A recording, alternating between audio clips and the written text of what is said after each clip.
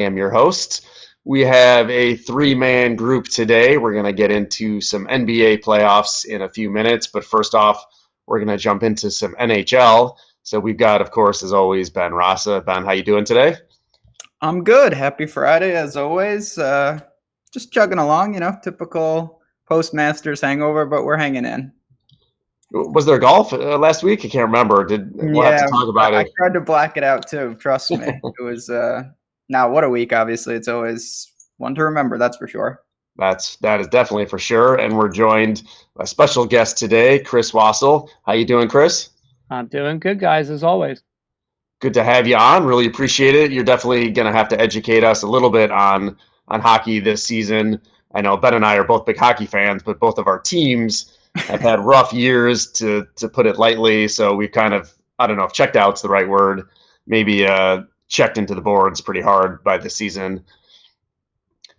So why don't we start? Well, let's just jump right into the NHL playoffs. So tell us, Chris, you obviously had Tampa losing, getting swept in the first round. Sure, you had the Penguins going out. What have your thoughts been so far? My brackets hurt so bad that their mothers' brackets, fathers' brackets, and maybe kids' brackets will be hurting for generations to come.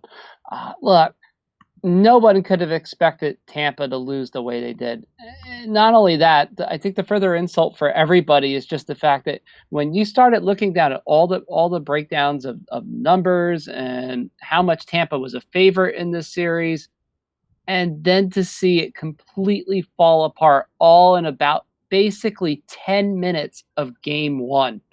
There was a 10-minute span in game one where that score went from 3-0 to 3-2 real fast. I admittedly went gulp, and then went down the rabbit hole because I could see what Columbus was doing, and Tampa could not and would not adjust to what Columbus was doing, which was basically a down the middle forecheck, which Tampa had no idea how to cope with at all. So it's too soon to kind of extrapolate, what that might look like for the next round. Here we want to try and, find value and maybe bet on a series. And, Columbus is going to be riding this obviously insane high from the series. Do you have any thoughts, I guess, who might be a better matchup for them between Toronto and Boston, and maybe how that might shake out? If we can look ahead real quickly, then we'll kind of dig into some of the first round series that are still going on. Absolutely. I mean, Boston does not. Boston. The funny part is a nightmare for Columbus. But at the same time, remember, this is the problem with this. Tampa was too this year. Columbus did not perform well against Tampa Bay at all. They were outscored, as a matter of fact, by double digits in their meetings. So it wasn't as if this was close or you could see this coming. Now, Columbus against Boston the last 2 years have lost 7 out of 8. Brad Marchand has made Columbus his personal whipping boy, even gloriously last year, opening with a 5-point performance after he was suspended in the preseason, to which John Tortorella simply quipped, "We cannot stop this line. We still cannot stop this line." And later in this season, he even said, "Nope, damn it, we still cannot stop this line. We don't know how we're going to stop this line if we face them in the playoffs." Lo and behold, there's a possibility they may just face them now. Here's the thing, too. Columbus had 6 power play goals in this series against Tampa Bay. 6. By the way, their power play was so bad they had to bring in Martin St. Louis as a consultant to figure out what was going on with their power play. Somehow it all worked in round one. Nobody knows how it's going to work in round two because they're going to have at least 8 days of rest before the second round starts. I honestly am straying away from Columbus game one just because of the rested team theory. Something from knowledgeable betting theory in this playoff has to come to fruition. Something has to materialize the right way because nothing has, to be honest. Yeah, nothing has so far. Ben, have there been any first round series, I guess, that you've been looking at or been betting so far these last couple of weeks? Obviously Tampa was so polarizing, and that was just an absurd situation. The West, to me, was more interesting in the sense that from top to bottom, it wasn't, Calgary's the one, and they're in big trouble already. They obviously have to win tonight. At home, you got the Sharks in Vegas. Sharks held on last night. We'll see if they can steal one on the road in Game 6. But the series that I found most interesting was another game, and we were talking before we went on air, was the Jets and the Blues. No home team has won. They're it's 3-2 Blues, and the road team has won every single game. Winnipeg really blew it last night. They're up 2-0 early, couldn't hold on. So that's a series. It's obviously bizarre. St. Louis goes home with the 3-2 advantage, yet they have not won a home game. So we'll see if that trend can continue. That really is one of the series that I found most interesting, just because you rarely, if ever, see that. Yeah, that's for sure. And that's one, series price. Like you said, it's 3-2 going to St. Louis, but Winnipeg is 3-1 right now to win that series. I would imagine if you're betting both games straight up, you're not going to get 3-1. They're going to be a dog in Game 6 and probably a small favorite in Game 7. Mm-hmm. So that might be one. I don't know, Chris, is that a series you've been keeping an eye on? What do you think about Winnipeg? That's one I've been heavily on, just because, well, obviously the road team winning every single game never hurts. But look, I saw this the other night, even in Game 4, where for sure it's like, okay, St. Louis, come on, you're going to come back. Tarasenko got the power play goal, and then Winnipeg responds almost right away and scores. It has been uncanny how this series has gone. It really has. Right now, guys, and this is funny enough, the Winnipeg line is starting to come back a little bit. I know it's early because of the time of tomorrow's game, but it is sliding back. Winnipeg is now a plus 120 dog. I'm thinking that could even slide back to plus 115, perhaps. So depending on how things go today as far as morning skates and who adjusts what, you may have some value at 120 at this point. I watched it in Game 4 where I slid in and I put a hedge bet in for St. Louis at plus 125, and I'm like, oh wow, this suddenly it slid back to like plus 115 within like about 30 minutes. So it's a very fluid betting situation with these playoffs, because we've seen swings all over the place. I mean, look, the first 12 games of this Stanley Cup playoffs, the road team won 9, and out of those, 6 won by 2+ goals. So it wasn't as if these games were close. These teams were running away with it. This is uncharted territory even for us. So for us to sit there and go, yeah, we're experts, we know what we're doing here, it's almost like 2010. It's about the closest comparison I could come up with, where it just seemed like every road team was winning. And maybe 2012, where in the West you had LA, which completely changed the betting game with how they came out in the first 3 rounds. Yeah, I mean, as you can imagine from these upsets and certainly with the Winnipeg St. Louis series, the underdogs just in general in these playoffs are now 19-12 straight up. Yeah. Which is pretty crazy. And we're going to talk about the NBA, later, and it's the complete opposite, where the favorites are just winning and crushing almost every night. But can we take what we're learning and apply it to any of these series? Like for example, tonight, Game 5, Boston, Toronto. Do you have a good feel for Game 5 tonight? That's one that I've been looking at. Obviously such a pivotal game, and it's a pretty short line right now. What do you think about that one? Ben, have you looked at that game at all? Or Chris, if you want to chime in? To me, I like the other game tonight if I had to touch one. Calgary's a pretty heavy favorite at home, but I think, they're down 3-1. I would not be stunned to see that go 7. I wouldn't be stunned to see the Flames still win that series. So I have a feeling they at least make Colorado, take them out at home. So that's the game. They're pretty heavy favorite. I see it.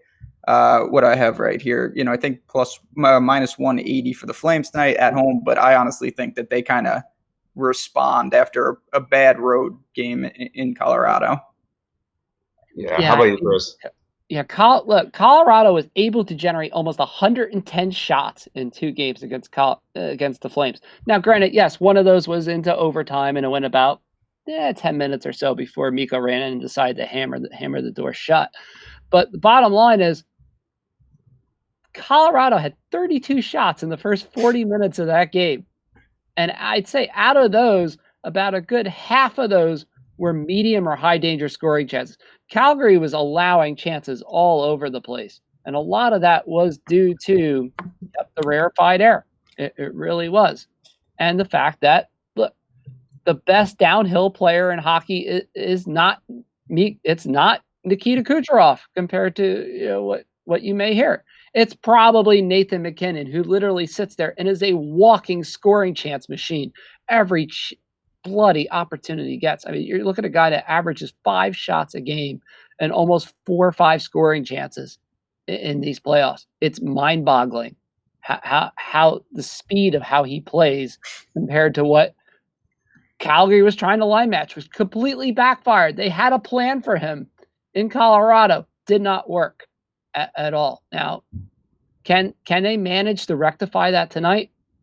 Yes, but they're going to need somebody to show up. Where is Johnny? Can Johnny Hockey break through tonight? That's the biggest question. If he can't, I'm starting to lean a little bit to the Flames at least to lose, because they need balanced scoring, but they need Johnny Gaudreau to do something. Monahan and Lindholm have done 0 on that line in the last 2 games in particular. They haven't generated much. Gaudreau is taking penalties of frustration that you typically see out of a player that is trying to do too much. And if that continues tonight in the first little bit, this is a completely different game. Now, if they get off to a fast start, they get the 3M line going, which I think is the line that should be the first line for Calgary right now. Then it's a different story. But I'm still leaning Calgary to make this a series. But I think you need to flip the lines, make the second line your first, and your first your second, and run them against Colorado's top line and see what happens. I got a little distracted. You said Johnny Hockey. I thought you were talking about Jonathan Taves. I just assumed he's Johnny Hockey. It's not. Johnny Football, Johnny Hockey. Not anymore. Not anymore. Not anymore. That's great analysis right there. So let's look, what we like to talk about a lot is trying to find value in some futures. Are there any futures either to win conference or, we can open it to win the cup? I'm hearing a lot of Vegas buzz, kind of 1 year later from last year's crazy run. Are there any teams either, to win the East or West, or if you want to go look at just Stanley Cup futures? Chris, why don't we start with you? Is there any either dark horse teams or, if you want to talk about a favorite, certainly there's, you can get some decent prices on some of these teams. So is there anybody you've been looking at? Yeah, this has been fun because, look, obviously the amusing story this morning out of FanDuel Sportsbook was that the Islanders are a plus 500 to win the Stanley Cup. Look, that's not bloody happening. As a matter of fact, it was plus 500 on FanDuel. BetStars has them now at plus 550. This is all on the wave of beating Sidney Crosby. Maybe there's some magic carpet ride that they could go on. Well, do you think that's indicative of? I mean, you see this a lot, right? They're basically begging people. They're kind of riding the recency bias, and look, 5-1. They're baiting it hard. Yeah, and you know what? Kudos to them for doing it, because I would probably do the same thing if I was setting the futures. I would have them the same way, more than Columbus even, for this reason. Yeah, Tampa kind of a paper favorite, but Pittsburgh was that dangerous team that you thought, hey, they somehow right the ship a little bit, get past round 1, they get to Washington. They've beaten Washington before. Washington's beaten them, but there's no Trotz.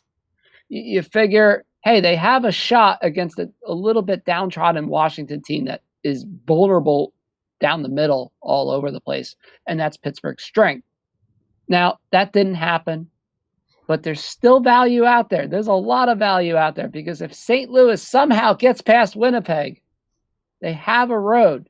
at least, albeit a small one, but they have a road. They can get past Nashville. They match up decently against them, and they do match up pretty well against Dallas for the most part, as long as Dallas's power play doesn't wake up, of course, which so far, is a dicey proposition in the playoffs for any team.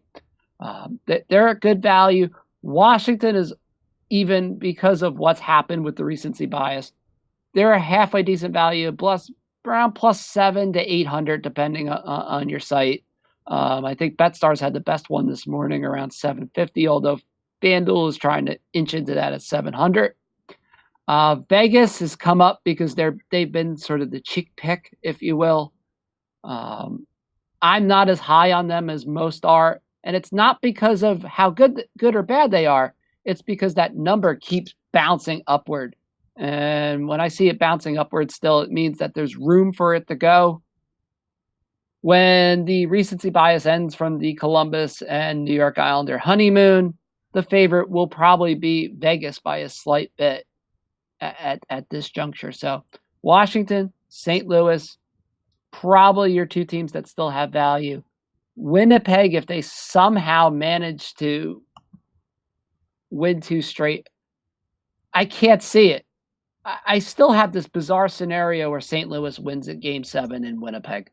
I don't know why. It's just that series reminds me of kind of Boston, Vancouver, where it seemed like the series turned on a dime in 2011, and it still went back and forth anyway between games 5, 6, and 7. And by all rights, remember that series was 3-3. There is no way Vancouver should have lost that Game 7 the way they did, and yet they found a way to. And I could see Winnipeg doing the same exact thing. Yeah, how about you, Ben? Anything you've been looking at? It's always interesting. It's kind of a double-edged sword when you have the round kind of in progress, because some of the teams that you're looking to, they're in huge trouble. Like the Flames right now, if you want to bet them to win the West or win the Cup, you're going to get massive odds, obviously, because they're in giant trouble to get out of the first round. If they survive, you're going to get massive value. So I'm more apt to kind of take one of these teams who's struggling a bit, just because we've seen, even with the Capitals, they managed to get out of the first round. Then you get hot, you get on a run. It's not like, we're going to talk about the NBA soon, obviously. There's such different playoff series where in hockey, you see this all the time. 3-1, it's not ideal, but teams can get on a run. It's not like someone can't come back. I mean, we see occasionally 3-0 come back, and that's not happening in basketball anytime soon. So I'm more keen to take someone like the Flames and say, you know what? They got to just win Game 6. I think they're going to be fine tonight. If they can steal 1 in Colorado, you're going to end up getting, a 1 seed at 10, 12 to 1 to come out of the West. Granted, they are in danger here. There's no doubt about it. Yeah, I think you hit on a really good point there, is that you're going to get the most value from these teams that are, clearly still playing, and probably the teams that are, in a hole that they can get out of, where, in hockey, that's not unthinkable. And a lot of times 3-1 or even 3-0 holes, it sounds like it's a huge endeavor, but it happens so commonly. And, that seems like the best avenue to find, value. Maybe it's slightly riskier. It goes without saying, the Islanders and the Blue Jackets have the best odds because they've already gotten through. Exactly. So it's just one less, round they have to win. So of course they're the 2 biggest favorites, and you're not going to get the best value on them. And look, maybe they're not the 2 best teams. It doesn't seem like you guys think they are. I'm not quite sure. I just don't have the expertise in hockey. But the peak value right now, if you hit it right about lunchtime, Calgary is as high as 20 to 1 right now. It's probably about as high as they're going to get at this point. But at least with the one Jersey betting site that I have here, 888 Sports, plus 2,000 future to win the Stanley Cup right now. Yeah, because if they win tonight, obviously that's going to go down. If they lose, it's going to go down fast. It's going to go down fast because what particularly at least with the New Jersey futures that I've noticed in the very early going of our wonderful state state run sites. Yeah. What comes up fast goes down even faster. I've seen it with the FanDuel sportsbook futures in particular. When we had this 3-team race for the Central Division, best example I could give. At one point, Winnipeg was about a -500 to win the division, and then all of a sudden, the last day of the regular season, they were +175 out of nowhere. I don't know how many people I know that took that and ran with it, because about 45 minutes before their game that night, they were suddenly back to a -250. I mean, it was like within 5 minutes. So if you don't think that they are paying attention, they are paying attention, especially with New Jersey, because this is such a trial run for them that's gone extremely well. Yeah, mind you. Yeah. Second best raking in as far as revenue, mobile and non-mobile compared to Vegas. They're on this, and they're definitely here to stay. So look at the values, watch them plummet on down tonight. Look, Calgary at least wins by 2+ goals tonight. That's if you're looking for a prop out there, 2+ goals, take it.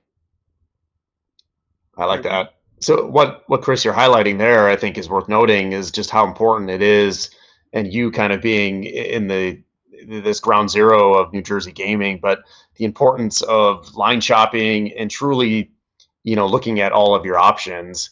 I don't know, in New Jersey, there's got to be 6, 7, 8 potential, sports books that you can be betting on, and you see discrepancies, certainly in futures more than, game lines. And it's really important to, in my opinion, really to have access to all of those numbers and be able to shop and find the best price. I mean, a couple cents difference is going to make a big difference when you're talking about futures. Yeah, I mean, I got hammered the other night, admittedly, because I sat there and it's like I jumped on a line too fast. I mean, yes, Boston won the other night, so it was, I didn't lose that much. But just for an illustration, I hopped in about 3:00 in the afternoon. I saw it starting to come back a little bit, and I didn't want it to come back too much. I think Boston at one point was about a +125 at that time. And then, unfortunately for me, Boston bounced to about a +140. Again, just something that sometimes you get caught. And, it cost me 15 cents on the dollar, but I got in before it could have gone the other way.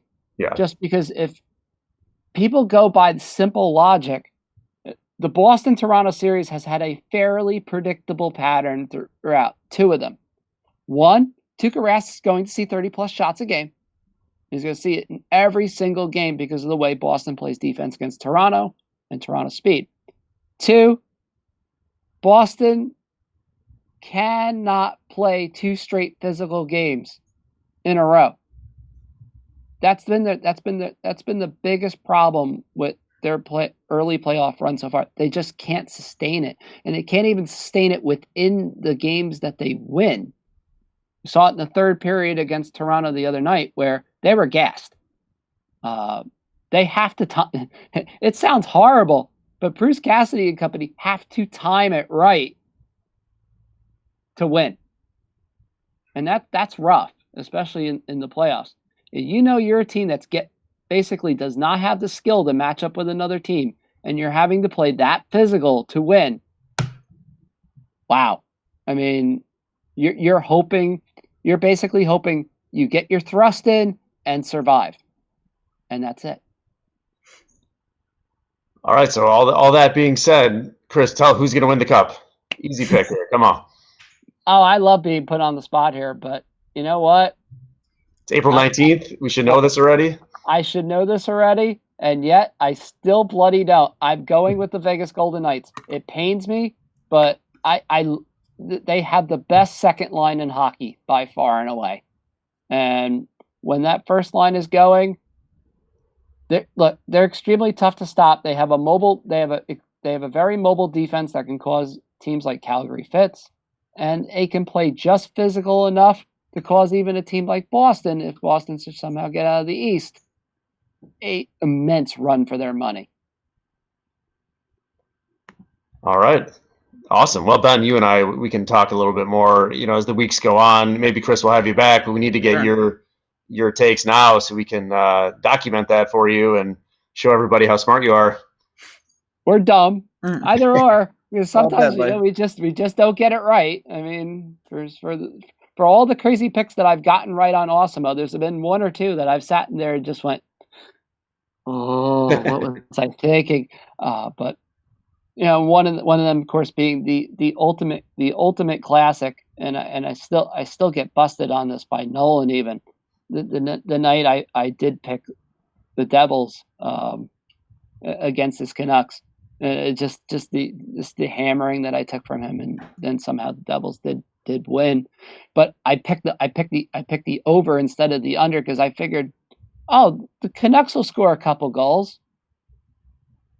Yeah, it happens to the best of us. Yeah, lessons learned, kids. Always. Of course. This is a new process, after all. Absolutely. Well, we appreciate the hockey insight. We're going to shift to NBA. Feel free if you want to stick around and join us, by all means. Absolutely. I could do that. So we talked last week, Ben, you and I, there's a couple series in the first round that we had highlighted. I think that we both kind of had an inkling towards the underdog in a series, which in the first round of the NBA doesn't happen too often.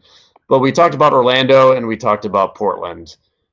Orlando, not bad so far. Not bad so far. So Orlando tonight, kind of a make or break game. So why don't you want to start there, Ben? Obviously they're 1-1. Orlando got game one, kind of, punched Toronto right in the mouth. And, Toronto came back in game two. Lowry actually showed up, had a pretty good game.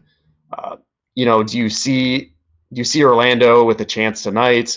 They're 5.5 point favorite home. I'm sorry, 5.5 point home dog tonight. Almost 2-1 on the money line. What have you looked at that game tonight? I have, yeah. So I had mentioned last week I thought Orlando could make that somewhat of a series, and they did. Step one is it's hard to win 4 out of 5. If you lose the first 2 games, you got to win 4 out of 5. That's brutal. So they did what they needed to do. They made it a best out of 5, got the split. Having said that, I feel realistically, if they're going to win the series, they got to go back to Toronto up 3-1. And this is a must. So this is the game you got to get. And it was really 2 pretty polarizing games. Like you said, they punched first in game 1. They kind of controlled the game. Toronto, you knew they were going to be there and try to rally. In game 2, and this happens all the time, it looked like we're content going back 1-1. Obviously, Toronto was playing desperate. They needed that game and really controlled it wire to wire. So it's a tough ask. I think the Magic, if they're going to make this a series, you hit the nail on the head. They need to compete tonight. Then just be smart, frustrate, try to limit Kawhi. I think obviously he's the key. That's no secret. Lowry and the other pieces, Siakam, they're good, but I think it starts and ends with Kawhi. So I have a feeling the spread continues to move in the favor of the Raptors. I wouldn't be stunned to see this get over 6 by game time. So I'm cautiously optimistic. They did step one, which is get it to Orlando with a chance, and if they can win tonight, they put all the pressure on Toronto in game 4. Yeah, that's for sure. And it's not, maybe it's a little unfair to kind of group the Magic with the Blazers, and we'll talk about definitely. That. Their chances to win obviously were much more difficult, and it's a much more of a long shot. They're still 4-1 to win the series, so that tells you pretty much all you need to know as to how it's being prognosticated. But you hit it right in the head. I think the money is going to be on Toronto tonight. It's going to keep coming in. If you like Orlando tonight, I would wait. I think that number will cross 6, like you said.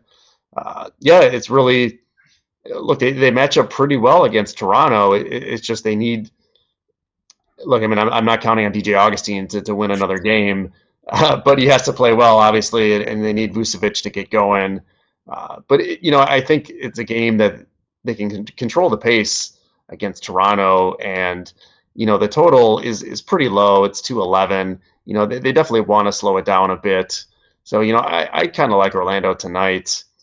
Yeah, come on in. Plenty of room on this Orlando train, that's for sure. We'll see. I mean, they're not the NBA, unlike hockey. it's tough. It's a big ask to knock off a top seed. Yeah. So they got their hands full, but shorten the game. You're at home, muck it up, and just have a chance. I'm sure that's Orlando's goal, is to get to the fourth quarter tonight with a chance. And that's really all you can ask for.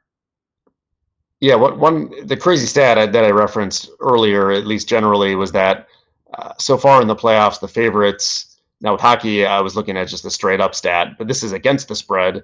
Favorites are 13-4-1.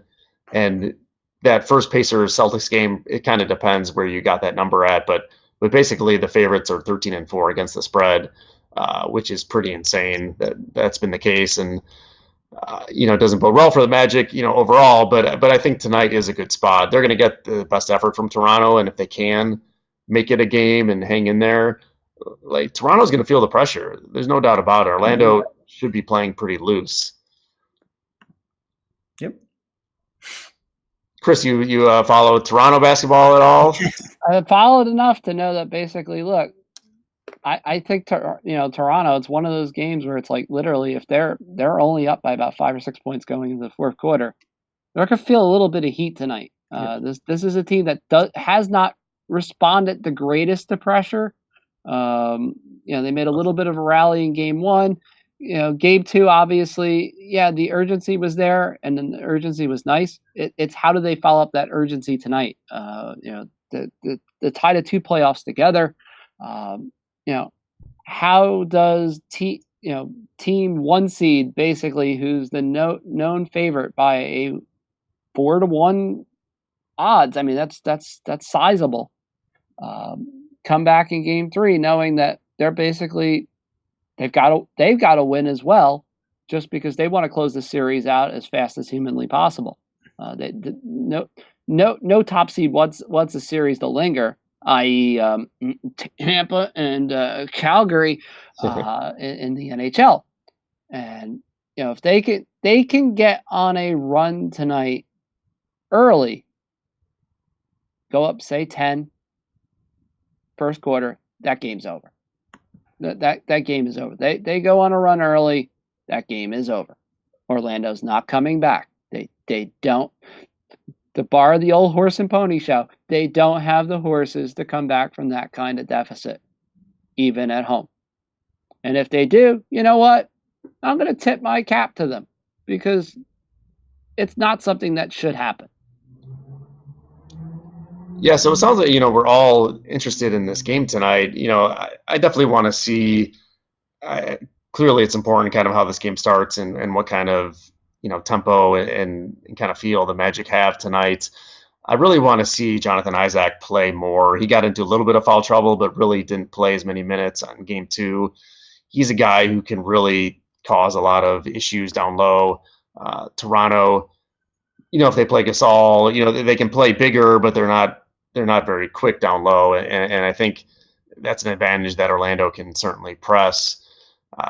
I think Ben has convinced me. I'll probably have a little bit of love for Orlando tonight. Mm-hmm. I'm telling you, the thing I like about Orlando is I think their range of outcomes is bigger than people realize. When they play well and they have a lot of guys like Aaron Gordon, you mentioned Isaac, it's just high variance players, and they have units that can cause some problems. Now, obviously, if both teams play their B game or their A game, Toronto's winning these games because they're better. There's no doubt about it. But I do like, if you're going to back a team, I at least want one where it's kind of like, if you want to bring it to DFS, you want that ceiling. And I do think that if Orlando, they have some room where they really can cause some problems, where some of the other seeds, you look at the Pistons against Milwaukee, they're just overmatched, and even their A game, it just doesn't look like they're going to cause any problems. So that is the one thing about the Magic that I do like, is there is some room there in terms of some ceiling games.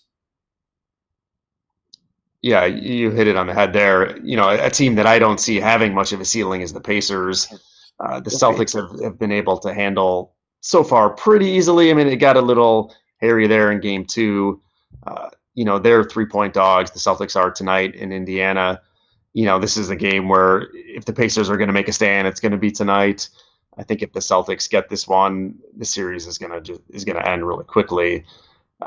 Being a short home favorite like the Pacers are, that's one that I probably would lean the Pacers. I don't love this series at all. It's not one that I really have a strong opinion on. I'm probably going to stay away from it tonight. Ben, you have any thoughts on that series? I'm kind of with you. I mean, it just feels like Celtics in 5. They kind of they win one of these road games. They come back home for game 5 and just close this out. Indiana, awesome year. Credit to them without Oladipo to hang in. Just kind of feels like they're a little overmatched. And we had both talked about the Celtics in particular in a 4 out of 7 format. I really think is a much tougher out than kind of their sloppy regular season showed. Yeah, that's one we talked about it last week, and that is one of the futures that I did hit. Was one, like you said, Boston is another team where you're talking about a high ceiling, For sure. potential outcome. I think you could argue their ceiling is as high as anyone, and maybe even as high as Houston as far as matching up just specifically against Golden State. That might be crazy, but I do think they have the horses to match up and the shooting to match up. I agree with you. I think this is probably a gentleman's sweep in 5. Pacers are going to get either tonight or game 4. It's just kind of how I've been looking at the series all along. Nothing's really changed my opinion. They had a crazy under in game 1 that went 30 points under. The total for tonight is 205, much lower than any other game on the board for today or tomorrow. There's not a ton of value left at that number, but again, these teams do play slow. That might be something I'll take a look at. So then the third game tonight is one that we teased a little bit, is Portland and OKC. This is the series that we talked about a lot last week on, kind of this perceived, slight that because Nurkic was hurt, that nobody gave Portland a chance to win. And, I was saying that I thought Portland was going to come out pretty strong. And obviously they won both games. They covered both games. Game 2 ended up, I believe Portland stayed a favorite, but I think it was a 1-point favorite. So the odds certainly swung the other way to OKC in game 2. But Portland still handled it pretty comfortably. Do you guys, Ben, let's start with you. I mean, do you think Portland has a chance to get one in OKC? Because it seems like if they get one in OKC, this could be over. Yeah, I mean, obviously that's their plan. I'm sure they go in just thinking about game 3, but realistically, you want to come, you have 2 chances at home, when you're up 3-1 to close that out. This certainly feels like the series, the old saying of like, it doesn't start until a home team loses a game. I would not be stunned to see this come back to Portland 2-2. Westbrook has been awful. Needs to be better tonight. At home, I would really be stunned if the Thunder don't get game 3. I think game 4 is a much harder ask for them, but the line is certainly not doing you a ton of favors. I see the Thunder as an 8-point favorite tonight. I expect them to win the game. Covering is a whole nother story. That is a lot of points. Yeah. Well, Chris, you follow the series at all? Yeah. Eight is a good bit too many for me. I mean, I could see one of those scenarios where Portland just, down, say, 10, 12 points in the fourth quarter. They make a little bit of a run. They get it within, say, 5 or 6, and you're sitting there taking your backdoor beat going, nope, I knew I shouldn't have. I saw the points. I listened to the show. I should have known better, and I went with it anyway, and I got burned. It's that kind of game tonight where it's not as if this is going to be nip and tuck the whole way through. In theory, you'd expect Oklahoma to have a little bit of a cushion, it to come back a hair. And again, even seven probably is too many at this point for this game tonight. Arguably, you're getting into that yellow zone where it's like maybe, but 8 is just red, and there's no way I can sit there and say no. I'm not taking 8 points. No way, no how. This is a game, though. I'll just say real quick. I expect the Thunder to start fast at home, but if they don't, and I can hit this live at you're going to shave some points off that. You get it. Thunder -3, Thunder -4 after a slow start. I don't worry about that. I would be absolutely stunned if they don't make this a game. So if Portland starts fast, I'll probably get in with the Thunder live because I do think at home they find a way to win this game. I think so too. That's one you almost kind of hope that Portland kind of gets out a little bit hot. Yep. Yeah, like all of a sudden, OKC's down Yep. 6 or 7 early, then you can jump on them, laying 3 or 4 maybe instead of the 8. Because yeah, I agree with you. It's a tough number to cover, and you just don't know. Like a lot of teams don't foul in the NBA, but there's still backdoor opportunities, and just always that door is always open. Like Chris, like you were saying. But yeah, that's a series. I did not bet Portland to win the series. It's something we talked about that they were underdogs in the series, but they weren't that big of underdogs, right? They were plus money, but it was like plus 130, plus 135. Like it was just better opportunities to bet game by game, and that's kind of how I approach, just me personally, that kind of series where it's pretty close. Yeah, you can put a little bit on them to win the series, but I would rather have that, have those opportunities to bet, units game to game.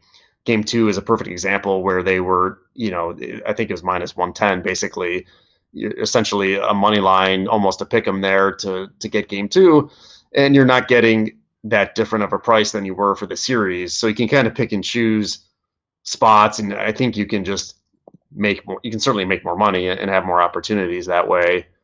Just kind of how I look at those series prices. Yeah, a lot of times there's not a ton of value on either side. Like some of those are ranked pretty high. So I'm with you. Portland. I think I'm still a little.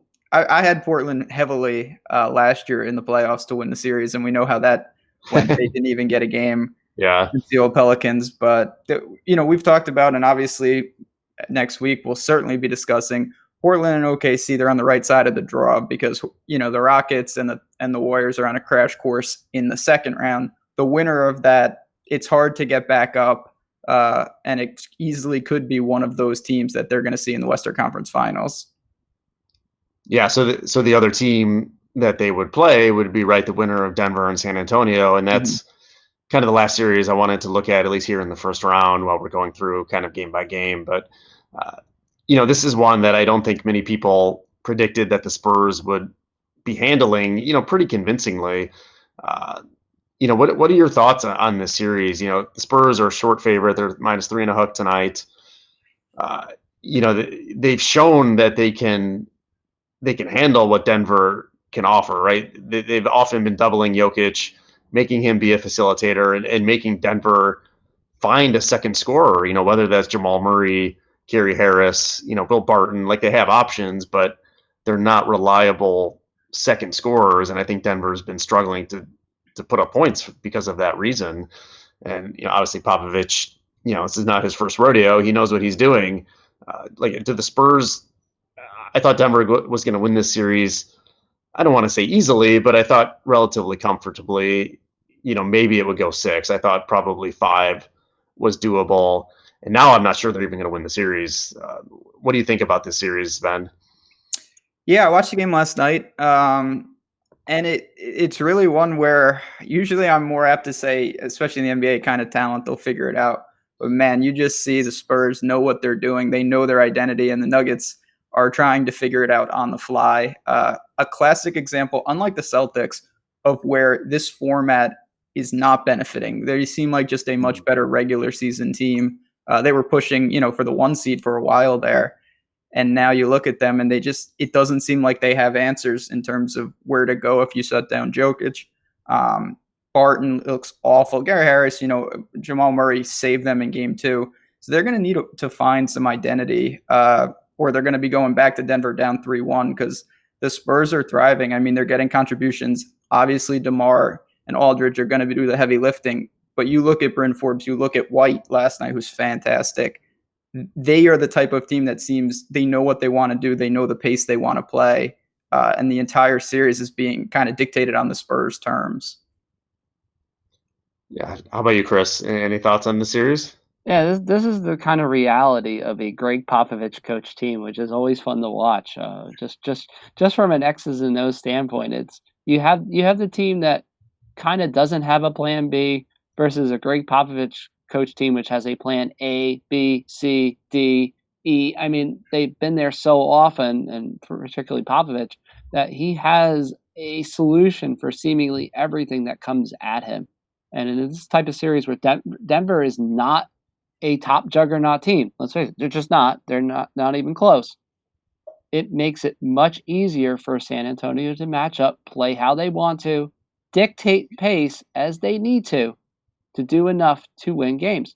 And if Denver's not careful and they don't start out fast in one of these two games, they're going back to Denver down 3-1. It is surprising, though. I'm with you. I thought that Denver would come in and be certainly brutal at home, find a way to get one in San Antonio and just put the stranglehold, but it's just not happening. They're lucky they're not down 3-0 right now, honestly, because game 2, Spurs were up big and Jamal Murray went absolutely insane late and bailed them out. He did. And look, all that being said, if Denver can somehow win tonight, all the momentum could swing their favor. They get game 5 at home. These things can change pretty quickly. Just looking at kind of how the future market has moved or hasn't moved. We talked about this last week, Ben, some of the long shots, it's more like middle tier, like Celtics that we talked about. Like their price hasn't moved much, but the long shot prices have moved and the Bucks and the Rockets have come down, right? So maybe that's more indicative of Golden State and Cousins getting injured and, the Warriors blowing that huge lead in game 2. Has anything changed in your mind? I guess, Ben, let's start with you, and we'll talk about this certainly probably each week as the playoffs go on. And but there's still opportunities. I mean, the Celtics are still 18-1. The Sixers, who have their own, we didn't talk about them, have their own issues, and Embiid didn't play last night. They have a path to the finals for sure. They're 26-1. Denver and Portland are 55, which seems too high to me.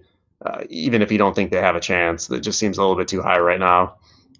My strategy is the same, I think, as yours, and it's not going to change. Is I want to give other teams as many chances to somehow beat the Warriors before my team has to play them. So that means I want East Coast, Eastern Conference teams. Obviously, the Rockets, they're going to have to take out the Warriors, and even if they do, they still have to win 2 more series. If you get the Celtics or the Bucks to come out of the East, worst case scenario, they get them in the finals, but there's also a real chance that they get somebody else.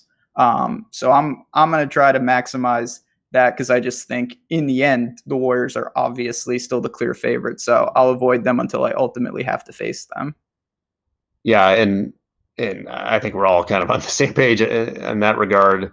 This is the lowest the Warriors have been all season. I saw that. They're minus 180-ish, depending where you're getting it, to win it all, and that's the lowest at any point this season. They might have hit 175, depending on your book and where you're looking, but basically this is the low point of their odds to win the title, which seems like an opportunity to me. But Chris, how about you? What are your thoughts here?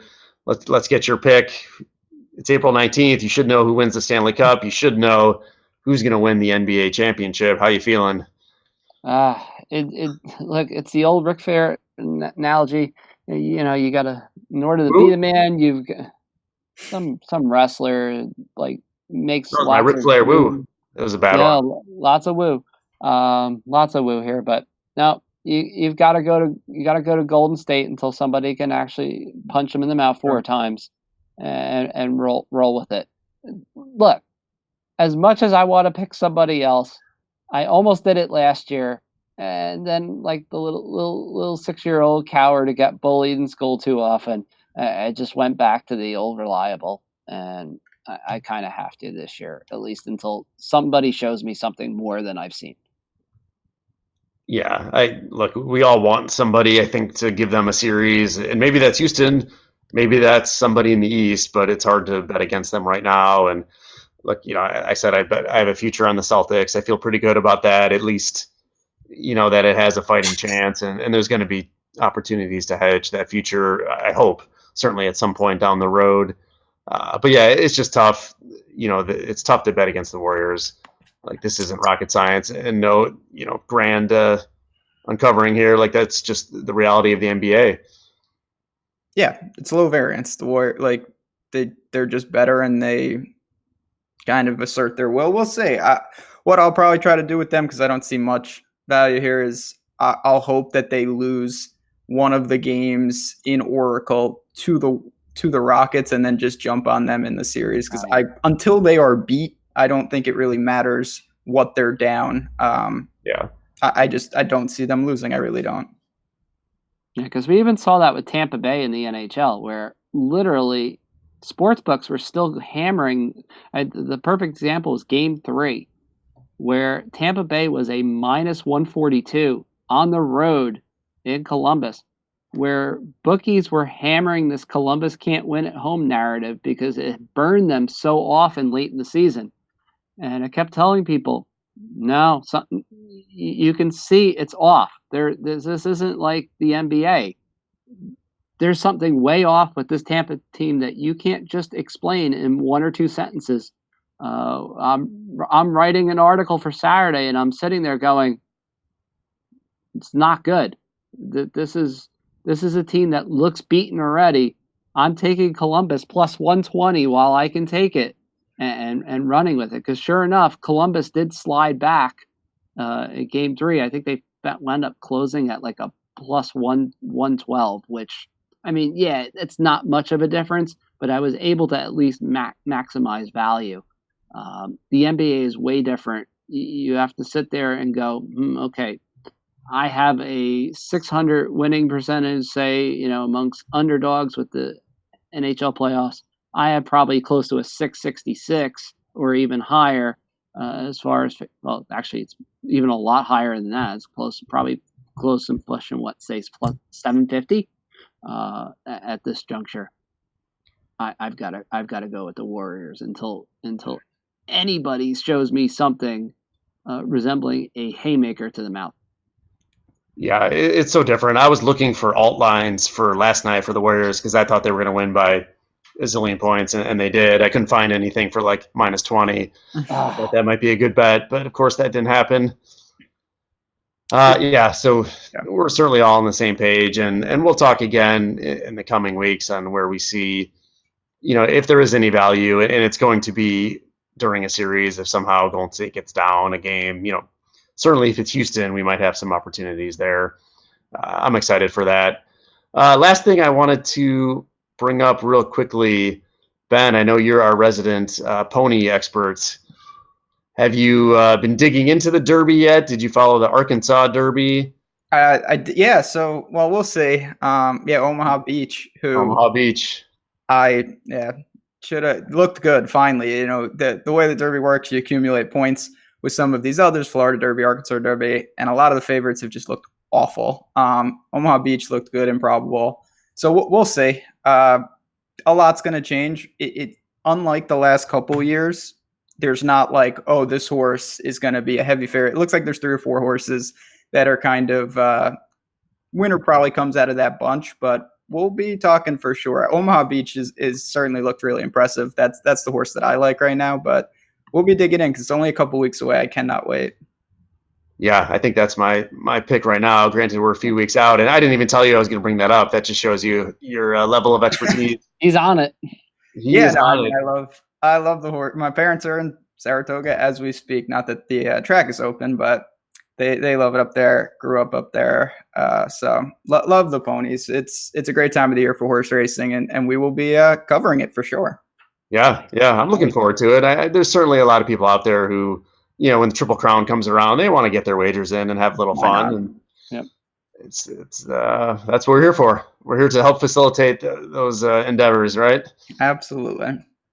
Well, Chris, we really appreciate you jumping on with us. Where can everybody find you? I know you're pumping out a lot of NHL content for the site. Where's the best place to find you? You can find me, as always, on Twitter at Chris Wassel DFS. You can find me occasionally just fumbling around on Instagram at Chris Wassel DFS as well. You never know. You might find a picture of a turkey floating around somewhere, because I had that happen to me the other afternoon. Some big old 30-something pound wild turkey just showed up in my yard unexpectedly. I walked down on the deck to put something out for dinner to get the smoker ready. And out I see is this big, giant, freaking wild turkey.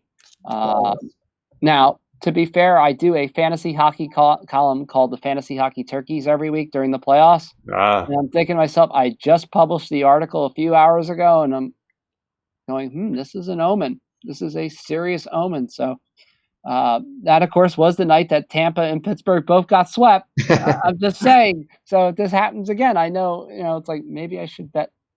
All kidding aside, as always, you can find me at Chris Wilson DFS. I will answer any of your questions. I don't shy away from anything, which may be a good or bad thing, but at this point, it's good because you want people that are willing to have the guts to sit there and take their good wins with grace and their bad beats too.